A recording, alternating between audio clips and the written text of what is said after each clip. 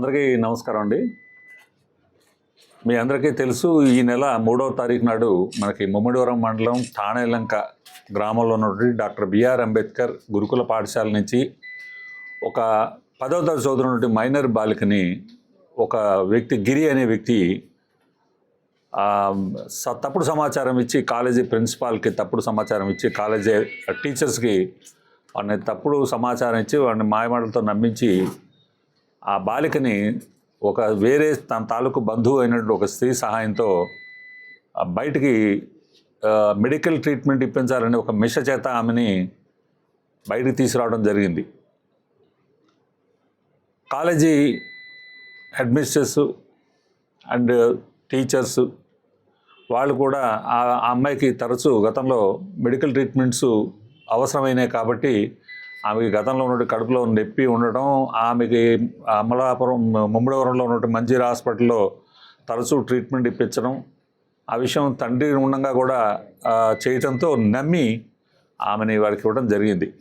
ఆ బాలికని ముద్దాయి తర్వాత అక్కడి నుంచి వెస్ట్ గోదావరి మన ఏలూరు జిల్లా, తూర్పుగోదావరి జిల్లా గౌరీపట్నంకి తీసుకువెళ్ళి అక్కడ కొంతసేపు గడిపిన తర్వాత రాత్రికి అమలాపురం గణపతి లాడ్జికి తీసుకొచ్చి అక్కడ ఉన్న రిసెప్షనిస్ట్కి ఎక్స్ట్రా పేమెంట్ చేసి క్లాండెస్టైన్గా రూమ్ తీసుకుని దాంట్లో ఆమెపై 2 సార్లు ఆ రాత్రి అత్యాచారం చేయడం జరిగింది. చేసి తిరిగి ఆ మరుసటి రోజు ఉదయం 4వ తారీఖు మార్నింగ్ మళ్ళీ ఆ బాలికని స్కూలు తీసుకొచ్చి అతను మళ్ళీ దించివేశాడు.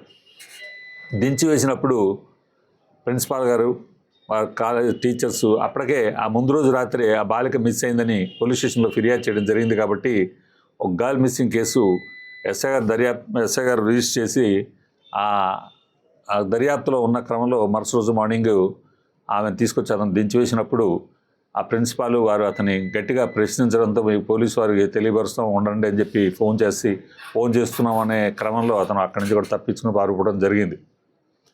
తర్వాత ఆ బాలికని వచ్చిన విషయాన్ని వారు పోలీసు వారు తెలియపరిస్తే పోలీసు వారు మన ముమ్మిడివరం ఎస్ఐ గారు, ఓ మహిళా ఎస్ఐ గారు పిలిపించుకుని వారి చేత ఆ పాప స్టేట్మెంట్ రికార్డ్ చేయించుకుని ఆ స్టేట్మెంట్ బేస్ చేసి సెక్షన్ 5(6) ఆఫ్ పోక్సో యాక్ట్ కింద కేసు నమోదు చేశారు. రేప్ కేసు నమోదు చేశారు. కిడ్నాప్ కేసు ఉంటుందంటూ సెక్షన్స్ కేసు నమోదు చేశారు.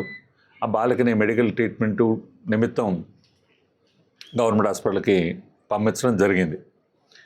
ఈ దర్యాప్తు డిఎస్పీ దర్యాప్తు, అందువల్ల నేను దర్యాప్తు తీసుకోవడం జరిగింది. ఈ దర్యాప్తులో భాగంగా మా ఎంక్వైరీలో, మా ఇన్వెస్టిగేషన్లో తేలింది ఏంటంటే, ఈ బాలికని గత చాలా కాలంగా ఈ ముద్దాయి అయినటువంటి మోకా గిరిబాబు అనే వ్యక్తి ఈమె పట్ల లైంగికంగా ఆమె మీద చాలాసార్లు అత్యాచారం చేయడం జరిగింది. దీనికి కారణం ఏంటంటే, ఈ బాలిక యొక్క తల్లి గల్ఫ్ కంట్రీస్లో ఉంటుంది. తండ్రి కూలి పనుల నిమిత్తం అతను బయట ఉంటాడు, ఎక్కువసేపు ఇంటి వద్ద ఉండడు. గత కొంతకాలంగా అతను బెంగళూరులో పనిచేసుకుంటున్నాడు. ఈమె తన తాతగారు, నానమ్మ వాళ్ళతో పాటు కలిసి ఉంటుంది. అయితే ఎప్పటి నుంచో ఈమెని బాలికని హాస్టల్ని పెట్టి 5వ క్లాస్ నుంచి కూడా హాస్టల్లోనే ఈమె చదువుకుంటూ ఉంది. ఈమెకి చాలా కాలం నుంచి కడుపులో ఈ మెన్సస్ టైంలో కడుపులో నొప్పి రావడంతో ఆమెకి ఆ సమస్య ఉండటం చేత ఆమెని తరచూ ఇక్కడ మంజీరా హాస్పిటల్ తీసుకురావడం జరుగుతుంది. ఈ క్రమంలో తండ్రి అతను బెంగళూరులో ఉండటం, తరచూ ఇక్కడ రాలేకపోవడం చేత తన ఇంటి పక్కన ఉన్నటువంటి ఈ ముద్దాయి మోకా గిరిబాబు అనే వ్యక్తిని కొద్ది సహాయంగా తీసుకురావడం, ఎప్పుడైనా ఆ పాపకి ఏదైనా గౌకున్న ఎమర్జెన్సీస్ కావాలంటే అటెండ్ అవ్వని చెప్పి అతను చెప్పడంతో అతను కొంత స్కూలు టీచర్లకి పరిచయం అయ్యాడు. తర్వాత అతను ఈ అమ్మాయి కూడా సదరు గిరిబాబుని బాబాయ్ అనే పిలుస్తుంది.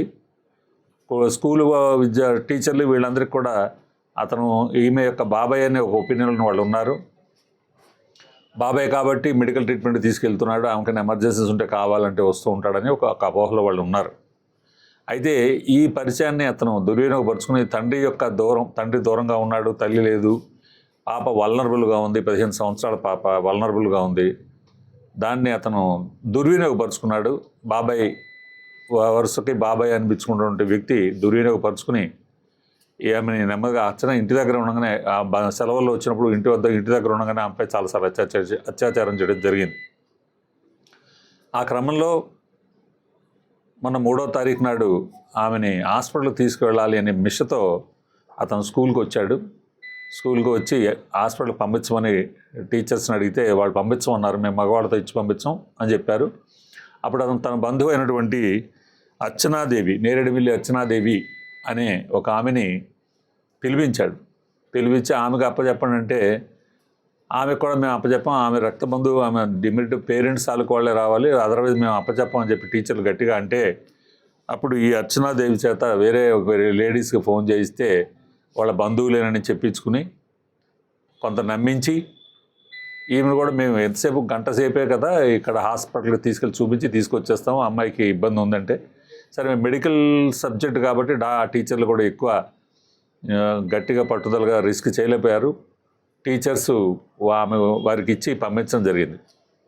స్కూల్ గేటు దాటేంత వరకు ఆమె వెంట ఉన్నాడు. ఆమెను తీసుకొచ్చి ఇక్కడ ముమ్మడవరంలో ఇద్దరిని ఎక్కించుకున్నాడు, బండి మీద ముమ్మడవరంలో దింపేశాడు. ఆమెను అర్చనాదేవిని ఈ పాపను తీసుకుని ఇతను ఇక్కడి నుంచి వెళ్ళిపోవడం జరిగింది. సో క్లియర్ కేసుగా. అలాగే అమలాపురంలో గణపతి లాడ్జిలో పనిచేసేటువంటి నాగవరపు వెంకటరమణ ఎలియాస్ బద్రి రిసెప్షనిస్ట్. ఇతను ఒక సుమారుగా 20 సంవత్సరాలుగా లాడ్జిలో పనిచేస్తున్నాడు. ఇతను మైనర్ గర్ల్ అని తెలిసి కూడా అతనికి రూము ఇవ్వను అని బెదిరించి ఎక్స్ట్రా డబ్బులు తీసుకుని మరి అతను రూమ్లోకి అలౌ చేశాడు. మనకి సీసీ ఫుటేజ్ కూడా సఫిషియెంట్గా ఉన్నాయి. సో రూమ్లోకి అలౌ చేశాడు. అతను పోలీస్కి తెలియపరచలేదు. తరచూ నిత్యం పోలీసులు వార్న్ చేస్తూ ఉన్నారు లాడ్జ్ వారిని, ఎట్టి పరిస్థితులను మీ లాడ్జిలోకి మైనర్ గర్ల్ని ఎవరు తీసుకొచ్చినా వెంటనే మీరు పోలీసుకి తెలియపరచాలని, నేరాలు జరగకుండా చూసుకోవాల్సిన బాధ్యత ప్రజలందరి మీద, సిటిజన్స్ అందరి మీద ఉంది, పోలీసులు సహకరించాల్సిన బాధ్యత ఉందని తెలిసి కూడా అతను ఈ విషయాన్ని పోలీసులు తెలియపరచకుండా అక్కడ ఆ పిల్ల మీద రాత్రి 2 సార్లు అఘాయిత్యం జరిగితే ఆ నేరానికి ఇతను కూడా కారకుడు అయ్యాడు. సో అందువలన ఇతను కూడా ఈ కేసులో అతన్ని ప్రోత్సహించినందుకు ముద్దాయిగా చేర్చడం జరిగింది. సో ప్రధానంగా నేరం చేసినవాడు మోకా గిరిబాబు, అతన్ని ప్రోత్సహించిన వారు నేరేడుమిల్లి అర్చనాదేవి, నాగవరపు వెంకటరమణ ఎలియాస్ బద్రి.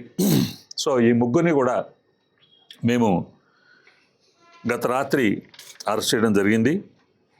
ఈ గత రాత్రి అరెస్ట్ చేశాము. వాళ్ళని ముగ్గురిని కూడాను ఈరోజు మార్నింగ్ లోకల్ కోర్టులో మనం రిమాండ్ నిమిత్తం ప్రొడ్యూస్ చేస్తున్నాం. అది ఇంకొంత ఎంక్వైరీ చేయాల్సి ఉంది, ఎందుకంటే ఆమె కమ్యూనికేషను గ్యాప్ కొద్దిగా ఉన్నట్టు కనిపిస్తుంది. ఈమెకి ఏం చెప్పారంటే ఈమె తరచు తెలిసిన వ్యక్తే కాబట్టి ఈమెకి కడుపులో నొప్పి ఉంది, పంపించట్లేదు, వాళ్ళు ఆడవాళ్ళు రావాలంటున్నారు, నువ్వు ఒక మాట చెప్పండి. ఆమె చెప్పింది కడుపులో నొప్పి ఉందమ్మా, హాస్పిటల్ పంపించాలని చెప్పింది తప్ప ఆమెకేమీ దురుద్దేశం ఉన్నట్టు మాకు ఇంతవరకు సోఫార్ రాలేదు. ముసలావిడికి దురుద్దేశపూర్వకంగా ఆమె చెప్పినట్టు మనకు రాలేదు. కాబట్టి ఈ అమ్మాయి అంటే అర్చన కంటే దురుద్దేశం ఉంది. ఎందుకంటే హాస్పిటల్ తీసుకెళ్తామని చెప్పాడు, హాస్పిటల్ తీసుకెళ్తామని చెప్పినప్పుడు ఆమె తీసుకొచ్చి ముమ్మడవరం తీసుకొచ్చి హాస్పిటల్ తీసుకెళ్ళలేదన్నప్పుడు ఆమె ప్రశ్నించాలి, వెంటనే లోకల్ పోలీసు తెలియపరచాలి, స్కూలు టీచర్లకి తెలియపరచాలి. అతను నన్ను పిలిపించి నా చేత తీసుకున్నాడు హాస్పిటల్ అని చెప్పి తీసుకెళ్లకుండా ఎక్కడో గౌరీపట్నం తీసుకెళ్ళిపోయాడని చెప్పి విషయం తెలియపరచాలి. అది తెలియపరచాల. సో ఆమెకు దురుద్దేశం ఉంది అర్చనాదేవికి. బస్ ముసలావిడికి ఖచ్చితంగా ఎక్కడ ఏ రకమైన ఆవిడకి లోపల బ్యాడ్ ఇంటెన్షన్ కానీ ఏమీ లేనట్టు మాకు అభిప్రాయం ఉంది. ఎందుకంటే మనకు అటువంటి వ్యతిరేకమైన మరో రకమైన సాక్ష్యం మన దగ్గర రాకపోవడం వలన ఆమె మీద మాత్రం సోఫార్ ఈ కేసులో ముద్దాయిగా పెట్టలేదు. ఎవరికి తెలియదు, ఫ్యామిలీ ఎవరికి తెలియదు. వాడు తమ్ముడికి మాత్రం ఒకసారి చూశాడు. వాడు చిన్నపిల్లాడు, వాడు 9వ తరగతి చదువుతున్నాడు. వాడికి కుర్రాడికి మాత్రం ఒకసారి మిడ్ నైట్ వాళ్ళిద్దరూ బెడ్రూమ్లో ఉండగా చూశాడు. బట్ ఆ రోజు ఇతను ముద్దాయి వాడిని రిక్వెస్ట్ చేశాడు, ఎవరికి చెప్పమాకని చెప్పాడు.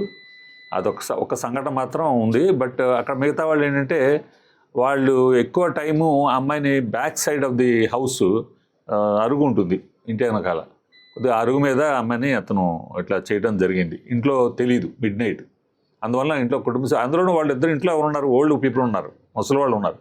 సో వాళ్ళకి ఏం జరుగుతుందో రాత్రిపూట తెలియదు. అది కూడా అన్నిసార్లు కాదు, ఈ అమ్మాయి ఎప్పుడన్నా హాలిడేస్కి వచ్చినప్పుడు మాత్రమే అలా జరిగేది. Local to global news at your finger tips. మీ చేతిలో ఒక ఆయుధం. Download Raa TV app. Media India legend Ravi Prakash is back.